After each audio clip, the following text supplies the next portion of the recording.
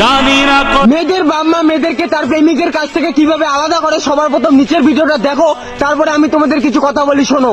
আমি ফার্দুকে ভালোবাসি, আমি ওকেই বিয়ে করবো, আর কাউকে বিয়ে করবো না। কেন বুঝছো না তোমরা?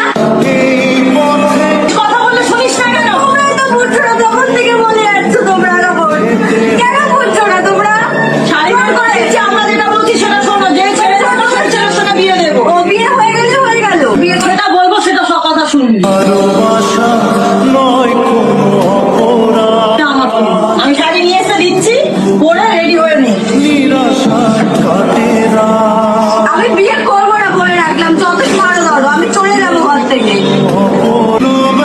অনেক বুঝিয়েছি, চলো শাড়িটা পরে রেডি হো, অনেক বুঝিয়েছি, চলো। আর আমি বোঝাতে পারি করবো না কোনো শাড়ি ফাড়ি। আরে মা, তুই যেতে চাইলে যা, আমি তোকে মানা করব না, তবে যাওয়ার আগে এতটুকু শুনে নে, তুই আমার জীবিত মুখ আর কখনো দেখতে পারবি না। এই কথাটা ভেবেই মেয়েরা তার প্রিয় মানুষটাকে ছেড়ে দিতে বাধ্য হয়ে যায়। আর তোমরা মেয়েদেরকেই চেনো না। একটা কথা বলি, একটা মেয়ের রিলেশনশিপের কথা যখন তার ফ্যামিলিতে জানাজানি হয়ে যায়, তখন সেই মেয়েটাই জানে তার পৃথিবীতে বেঁচে থাকা কতটা কঠিন হয়ে যায়। আসলে মেয়েদের বোঝার ক্ষমতা সব ছেলের হয় না। ফ্যামিলিকে দেখতে গেলে নিজের স্বপ্ন শেষ, আর নিজেকে দেখতে গেলে ফ্যামিলির স্বপ্ন শেষ। এটাই মেয়েদের জীবন। ভালোবাসা করে হাহাকার, ছুঁয়ে যাবে সুর হৃদয়ে তোমার। গান আমার, ও গান আমার।